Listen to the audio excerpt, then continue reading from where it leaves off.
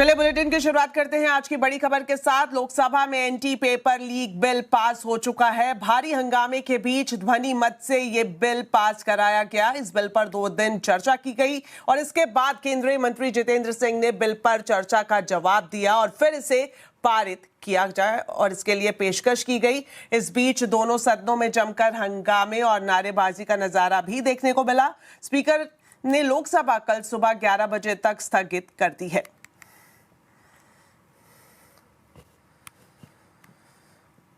जिस तरह से हमने देखा, आज लोकसभा में एंटी पेपर लीक बिल पर चर्चा के दौरान जबरदस्त हंगामा हुआ। लोकसभा में राहुल के भाषण के दौरान कार्यवाही स्थगित करनी पड़ी। लोकसभा में नेता विपक्ष राहुल गांधी ने बिल पर चर्चा के दौरान कुछ ऐसी बातें कही जिन पर हंगामा खड़ा हो गया। राहुल गांधी ने अपने भाषण के दौरान इडियट और अनभक्त जैसे शब्दों का इस्तेमाल किया। फिर कहा कि गृह मंत्री ने दिल्ली में छात्रों पर फायरिंग का आदेश दिया। इसे लेकर सत्ता पक्ष ने जमकर हंगामा किया और राहुल गांधी को संसदीय कार्य मंत्री किरेन रिजिजू और स्पीकर ओम बिरला ने इस दौरान कई बार टोका और संसदीय नियमों का हवाला भी दिया। साथ ही आपको बता दें, लोकसभा स्पीकर ने रक्षा मंत्री राजनाथ सिंह की अपील पर इन शब्दों को सदन की कार्यवाही से हटा दिया। वहीं राहुल गांधी ने छात्रों पर फायरिंग का सवाल उठाते हुए इस बात के लिए भी सरकार को घेरा कि आखिर गृह मंत्री संसद में बहस के दौरान मौजूद क्यों नहीं है। उन्होंने सीधे सीधे गृह मंत्री अमित शाह का नाम लेते हुए आरोप लगा दिया कि उन्होंने फायरिंग करने का आदेश दिया। And I'm very happy today to see that the so-called Home Minister of this country does not have the courage to come and sit here. Speaker sir, why is the Home Minister not here today? The Home Minister is not here today because he's not here today because he is scared. The shooting of our students, sir. He put pellets into the blood of our students. He ordered the students of India to be shot. वहीं दूसरी तरफ राहुल गांधी के आरोपों पर जितेंद्र सिंह ने जवाब दिया। जितेंद्र सिंह ने कहा कि पहली बात तो छात्रों पर गोली चली ही नहीं। जहां तक आदेश की बात है तो कहीं भी गोली चलाने का आदेश मजिस्ट्रेट का होता है, किसी मंत्री का नहीं। नेता प्रतिपक्ष एलओपी जी के व्यवहार पर उन्होंने जिन अपशब्दों का इस्तेमाल किया वो अनपार्लियामेंट्री तो है ही है, बल्कि इतना अनपार्लियामेंट्री एक्सप्रेशन है वो, मैं अपने बुक से नहीं बोलूंगा कि यदि कोई व्यक्ति या माननीय सदस्य अपने आप को भी इडियट समझे तो वो नहीं कह सकता कि जब वो कहते हैं कि गृह मंत्री जी ने गोली चलाने का आदेश दिया और उसे ऑथेंटिकेट करने में नाकाम है, तो सबसे पहली बुनियादी बात कि कहीं भी गोली चलाने का आदेश कोई मंत्री नहीं देता, वो मैजिस्ट्रेट देता है, एसडीएम देता है, डीएम देता है। साथ ही आपको बता दें, अमित शाह पर राहुल रिजिजू भड़क गए। उन्होंने राहुल गांधी को चुनौती दे डाली कि या तो वो सबूत बताएं या फिर माफी मांगे। इसके बाद भी हंगामा नहीं थमा और सदन की जो कार्रवाई है इसे स्थगित करना पड़ा। आप सोचिए, आप कितना गलत बात बोल रहे हैं। आप कल्पना कर सकते हैं, आप बिना सोच समझ करके जो इस्तेमाल कर रहे हैं और किसने फायरिंग का ऑर्डर दिया, व्हाट इज गोइंग ऑन, कैसे बोल सकते हैं आप? इतना गलत बात करते हैं, ऐसा मत बोलिए। How can he say that somebody ordered firing?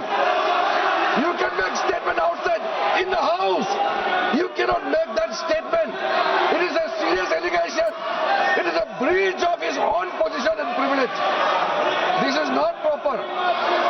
ऐसा नहीं हो सकते हैं, आप कैसे बोल सकते हैं? उन्होंने सीधा नाम लेके कहा, इंक्वायरी का बात नहीं मांगा। राहुल गांधी जी ने इंक्वायरी का बात नहीं किया, उन्होंने सीधा नाम लेकर के फायरिंग ऑर्डर का बात किया। कैसे बात कर सकते हैं आप? साथ ही आपको बता दें, शिक्षा व्यवस्था और धर्मेंद्र प्रधान के इस्तीफे पर राहुल गांधी ने कहा कि प्रधान तो सिर्फ मुखौटा है, शिक्षा व्यवस्था पर असली कब्जा आरएसएस ने किया है। Dharmendra Pradhan is a symbol. Your real enemy is the RSS. Keep it in mind. They are the people who are not letting you be students. They are the people who want you to be andhbhakts. And reaction from the soul of India that is saying under no circumstances are we going to become your andhbhakts. Under no circumstances are you going to define our future. Under no circumstances are we going to listen. तो संसद में राहुल के बयान पर आज भयंकर घमासान देखने को मिला और आवाज अड्डा में भी हम इसी पर आज खास चर्चा कर रहे हैं। जरूर देखिए शाम 7:57 पर राहुल का बयान संसद में घमासान।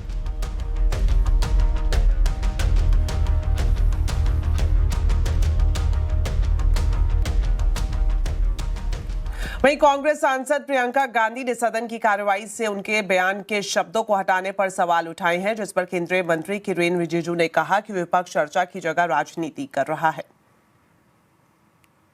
पार्लियामेंट्री क्या था, उसमें तो सच्चाई थी बस। तो सच्चाई के लिए अगर वो सजा देना चाहते होते, मैं तो सच बोलूंगी। आपने देखे हैं, पूरे वीडियोस हैं। और सिर्फ ये नहीं, एक वो मैंगलोर में जो पिटाई हुई थी लड़कियों की पब में, उस आदमी को बीजेपी में किसने ज्वाइन कराया? प्रहलाद जोशी जी ने। उसके बाद 5 घंटे बाद या जो भी है उनको निकाला, लेकिन ज्वाइन कराने की फोटो भी है उनकी। तो उनका एक इंसिडेंट नहीं है ना, उनकी एटीट्यूड है महिलाओं के प्रति, उनकी एटीट्यूड। इतना महत्वपूर्ण बिल पर चर्चा हो रहा है और वो इधर उधर का बात करके भटकाने के लिए और राजनीतिकरण करके वो ध्यान भटकाना चाहते हैं। इतना अच्छा बिल लाया है छात्रों का डिमांड से और प्रधानमंत्री जी का इतना बड़ा एक फैसला लेने से अब एक नया कॉन्फिडेंस आया है छात्रों में। तो जहां एक तरफ संसद के अंदर विपक्षी पार्टियों का जमकर हंगामा दिखा, वहीं संसद के बाहर परिसर में समाजवादी पार्टी के सांसदों ने राम मंदिर चढ़ावा चोरी के खिलाफ विरोध प्रदर्शन किया। समाजवादी पार्टी अयोध्या के राम मंदिर में कथित करोड़ों रुपए के चंदे में गड़बड़ी के आरोपों को लेकर केंद्र सरकार और बीजेपी पर लगातार निशाना साध रही है। आपको बता दें, प्रदर्शन के दौरान अखिलेश यादव ने बीजेपी सरकार पर चढ़ावा चोरी के आरोप लगाए। श्रद्धा से जो चढ़ावा चढ़ता है उसको नहीं बचा पाए। उनसे क्या उम्मीद करोगे कि इस तरह के पेपर लीक नहीं होंगे, परीक्षाएं रद्द नहीं होंगी?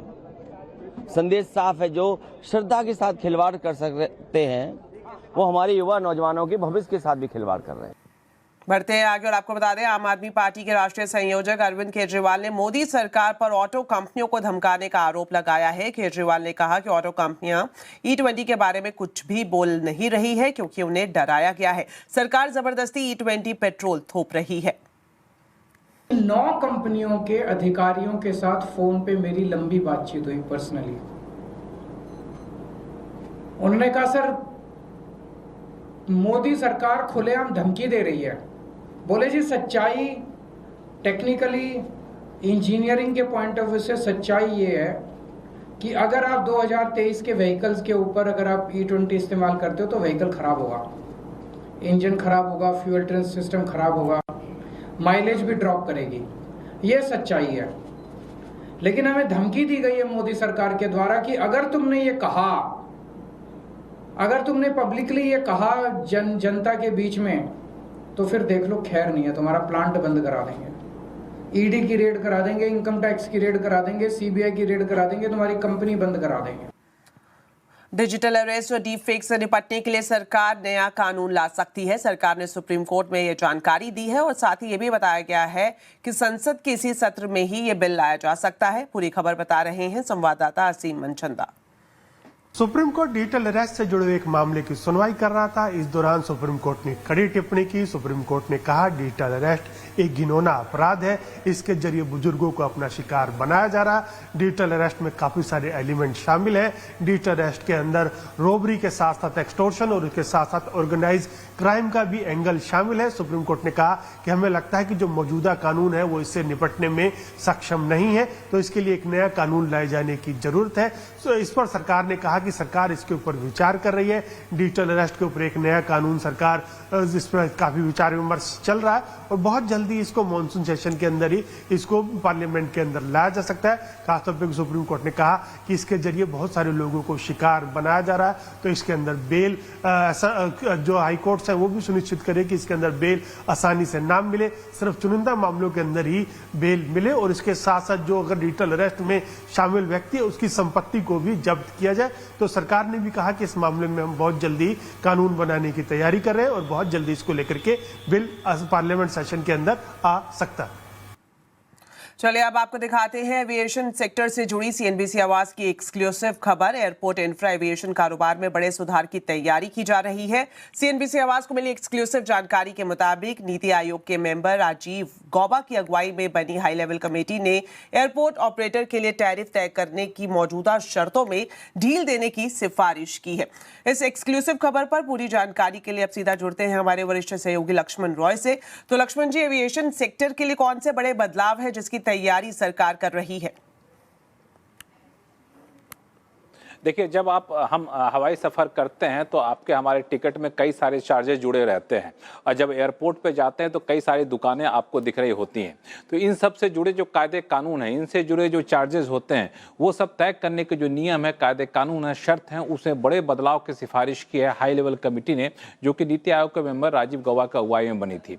और उसने जो 6 सिफारिशें की हैं, उसमें सबसे महत्वपूर्ण ये है कि अभी क्या होता है, एयरपोर्ट इकोनॉमिक अथॉरिटी जो है वो हर आइटम वाइज तय करता है किस पे कितना चार्जेस लगेगा, चाहे पार्किंग के चार्जेस हो, लैंडिंग चार्जेस हो, चाहे दूसरे चार्जेस हो। तो अब यहाँ पे ये कहा गया है कि आप हर आइटम वाइज चार्जेस तय ना करें, 3 अलग अलग कैटेगरी के हिसाब से चार्ज तय कर दें और एयरपोर्ट डेवलपर के ऊपर छोड़ दिए तय करने का अधिकार कि वो किस पर कितना चार्ज लगाएगा, ताकि वो अपने कमर्शियल हितों को देखते हुए कहाँ पे चार्जेस कम करने हैं, कहाँ पे चार्जेस बढ़ाने हैं, वो तय कर सकेगा। तो इससे क्या होगा कि एयरपोर्ट सेक्टर में, एयरपोर्ट डेवलपमेंट सेक्टर में नए नए निवेशक आएंगे और उनके लिए काम करना काफ़ी ज़्यादा आसान हो जाएगा।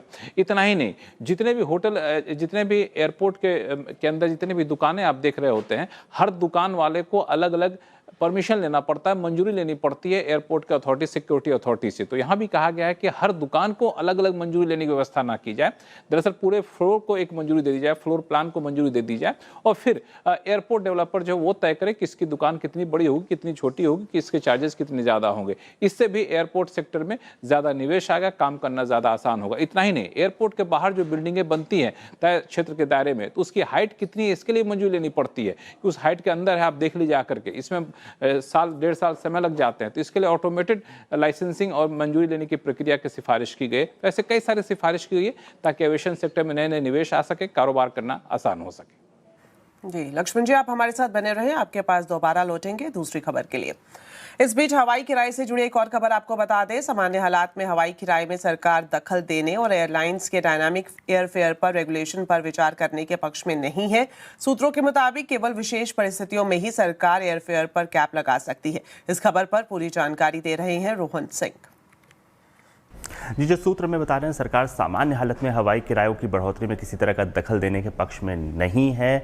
सामान्य हालत में जो डायनेमिक प्राइसिंग है उसको रेगुलेट करने पर विचार नहीं किया जा रहा है। मार्केट ड्रिवन प्राइसिंग के पक्ष में है सरकार फिलहाल, जब तक कि कोई असामान्य स्थिति नहीं होती है, मसलन किसी तरह का जियोपॉलिटिकल टेंशन या फिर किसी तरह की प्रेडेटरी प्राइसिंग, इस तरह की सिचुएशन में जब अचानक से फेयर बढ़ जाते हैं, उस विशेष परिस्थितियों को छोड़कर सरकार जो एयरफेयर है को जो है वो डीरेगुलेटेड ही रखना चाहती है। लेकिन खास तौर पे आपदा हुआ या प्रेडेटरी प्राइसिंग हुई या कहीं मोनोपोली हुई या किसी खास रूट पे बहुत ज़्यादा जब प्राइस बढ़ जाता है, उन केसेस में सरकार जो है एक तरह का कैप लगा सकती है और इसके लिए सरकार काम कर रही है। दरअसल सुप्रीम कोर्ट के सामने सरकार ने कहा है कि वो 2 हफ्ते के अंदर जो है एक रेगुलेशन लेके आएगी जो सुप्रीम कोर्ट और संसद दोनों के सामने रखेगी। तो जो सूत्र हमें बता रहे हैं, इन रेगुलेशंस में हवाई किरायों को सामान्य स्थिति में जो है पूरी तरह से डीरेगुलेटेड जैसा अभी है वैसा ही रखा जाएगा। लेकिन जो विशेष परिस्थितियाँ हैं, जहाँ कहीं एयर स्पेस बंद हो जाता है या इंडिगो जैसी कोई क्राइसिस हो जाती है, जब अचानक से एयरफेयर बढ़ जाते हैं, उस वक्त सरकार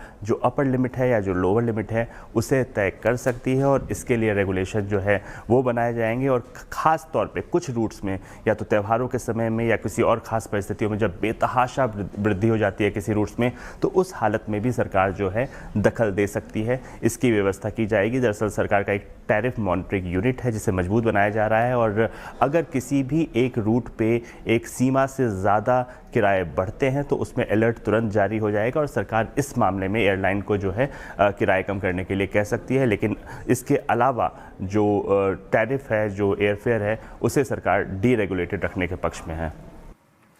31 जुलाई इनकम टैक्स रिटर्न फाइल करने की आखिरी तारीख है। अगर आपने अगले 3 दिन में अपना इनकम टैक्स रिटर्न फाइल नहीं किया तो आपको कई नुकसान उठाने पड़ सकते हैं। डिटेल्स ले लेते हैं। लक्ष्मण जी हमारे साथ लाइव जुड़े हुए हैं। तो लक्ष्मण जी, आपसे जानना चाहेंगे 31 जुलाई तक ITR फाइल करना कितना जरूरी है?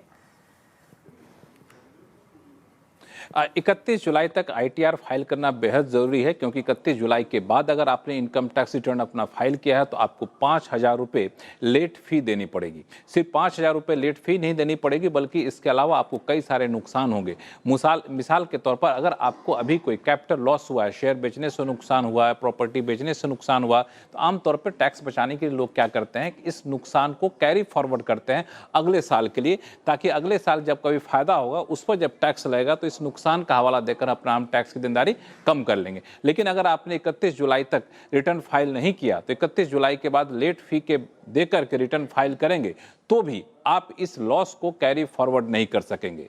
ये एक बड़ा नुकसान होगा। दूसरा बड़ा नुकसान ये होगा कि अगर आप चाहते हैं कि इनकम टैक्स रिजीम में बदलाव कर लें, खुद पुराने में है तो नए में चले जाए, नए में है तो पुराने में चले जाए, तो वो भी आप 31 जुलाई के बाद नहीं कर पाएंगे। जो बाय डिफॉल्ट जो रिजीम होगा उसी रिजीम में आपको बने रहना पड़ेगा।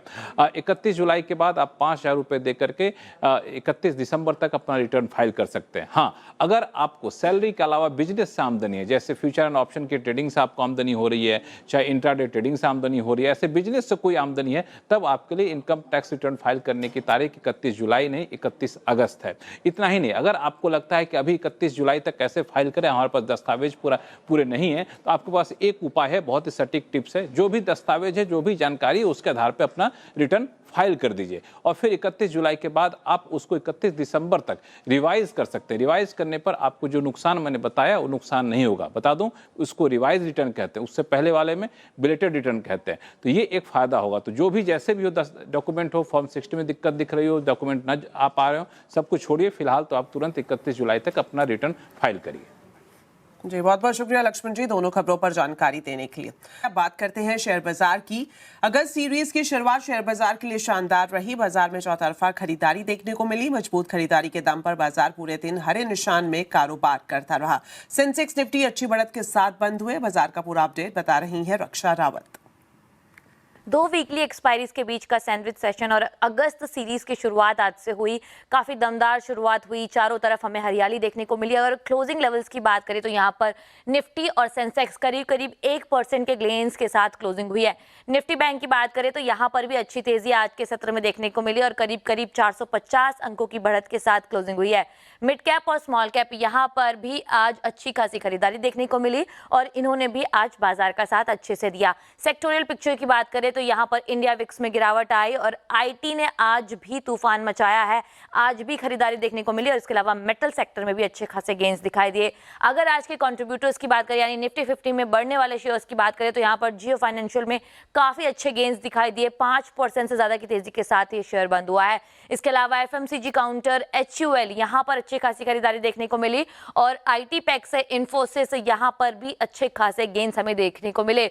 इसके अलावा मेटल में तेजी थी तो वहां से हिंडाल्को में भी अच्छी खासी खरीदारी देखने को मिली और ये सारे काउंटर्स थे जिन्होंने आज निफ्टी को सपोर्ट किया। लेकिन आज चुनिंदा गिरावट कहां पर देखी गई? अदानी पोर्ट्स नतीजे आए और उसके बाद यहां पर गिरावट देखने को मिली और करीब करीब 3% ये शेयर फिसलकर बंद हुआ है। इसके अलावा M&M, ध्यान रहे कि कल नतीजे आने वाले हैं और नतीजों से पहले आज स्टॉक में एक गिरावट देखने को मिली है, 1.5% फिसलकर बंद हुआ है। इसके अलावा पावर ग्रिड और आइशर मोटर यहां पर भी थोड़ी बहुत गिरावट देखने को मिली। लेकिन आज कमाल किया, आईटी स्पेस ने लगातार तेजी देखने को मिली और आज भी तेजी कंटिन्यू रही। इंडेक्स की बात करें तो करीब करीब 9% भाग गया है 3 दिन में। तो यहाँ पर जो कंट्रीब्यूटर्स रहे हैं, यानी आईटी को लीड करने वाले काउंटर्स रहे हैं, उनमें Infosys, LTM, TCS, HCL tech, ये सारे काउंटर थे जिन्होंने आईटी स्पेस को लगातार सपोर्ट किया है। लेकिन EMS स्पेस यहाँ पर भी आज काफी अच्छी रौनक नजर आई। केन्स टेक यहाँ पर देखिए आप, करीब करीब 13% के गेंस यहाँ पर दिखाई दिए आज के सत्र में। इसके अलावा डिक्सन टेक, PG इलेक्ट्रोप्लास्ट और सरमा SGS यहाँ पर भी अच्छे खासे गेंस हमें देखने को मिले। तो ये सारे काउंटर थे जिन्होंने EMS स्पेस को सपोर्ट किया। तो आज के बाजार का पूरा मूड माहौल, यानी अगस्त सीरीज की शुरुआत जो है काफी दमदार देखने को मिली। भारतीय रेल के लिए वैगन बनाने वाली company Texmaco rail and engineering ने अमेरिकी कंपनी ट्रिनिटी के साथ पार्टनरशिप की है। टेक्समेको पहले से ही वैगन लीजिंग में यूरोप की कंपनी टॉक्स के साथ कारोबार कर रही है और अब इस जॉइंट वेंचर में ट्रिनिटी को शामिल किया गया है। टेक्समेको के चेयरमैन अक्षय पोदार ने कहा कि अगले 2 से 3 साल में 100 नए रेक्स तैयार किए जाएंगे। आज के दिन हम लोग के 40 रेक्स चल रहे हैं इंडियन मार्केट में। हम लोग का ऑब्जेक्टिव है कि विद इन द नेक्स्ट 2 से 3 साल 100 रेक और ऐड करें और उसके बाद देखेंगे कैसा बिजनेस चल रहा है, क्या मार्केट है। आई एम श्योर इस मार्केट और बढ़ेगा और अपॉर्चुनिटीज आएंगे और इन्वेस्टमेंट करेंगे हम लोग इन द इंडियन मार्केट। महंगाई की मार अब सब्जियों पर साफ देखी जा सकती है। सिर्फ कुछ ही दिनों में प्याज और लहसुन के दाम डबल हो गए। अचानक दाम बढ़ने की वजह क्या है और कब तक दाम कम होंगे, जानने की कोशिश की केतन जोशी ने।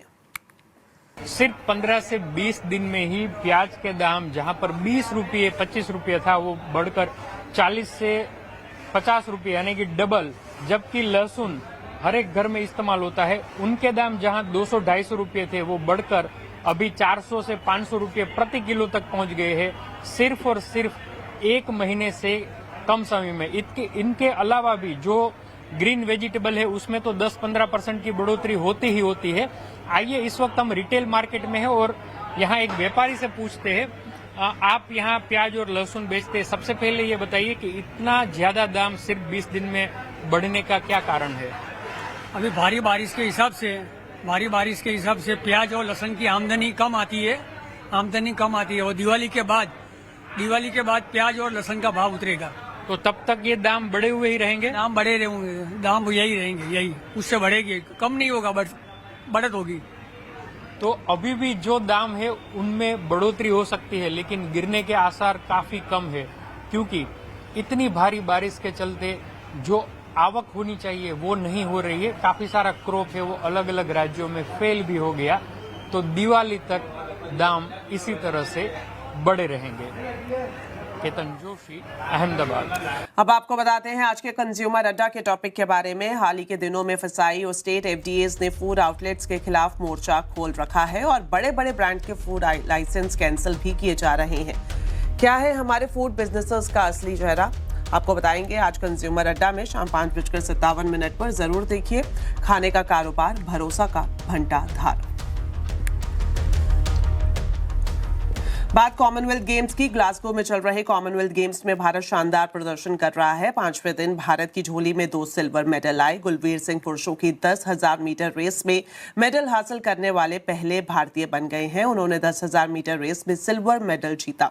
इधर महिला वेट लिफ्टर हरजिंदर कौर ने 227 किलो वजन उठाकर सिल्वर मेडल अपने नाम किया। भारत के 3 मुक्केबाजों ने भी अपना मैच जीतकर मेडल पक्के कर लिए हैं। तीनों सेमीफाइनल में पहुंच गए हैं। हालांकि भारत कुल 12 मेडल के साथ मेडल टैली में एक पायदान नीचे खिसक गया है। भारत अब 9वें नंबर पर है। अब तक भारत ने 2 गोल्ड, 7 सिल्वर और 3 ब्रॉन्ज मेडल हासिल किए हैं। चलिए इसी के साथ फिलहाल इस बुलेटिन में इतना ही। आप खबरों पर अपडेट रहे, CNBC आवाज से जुड़े रहे हमारे सोशल मीडिया हैंडल्स के जरिए। नमस्कार।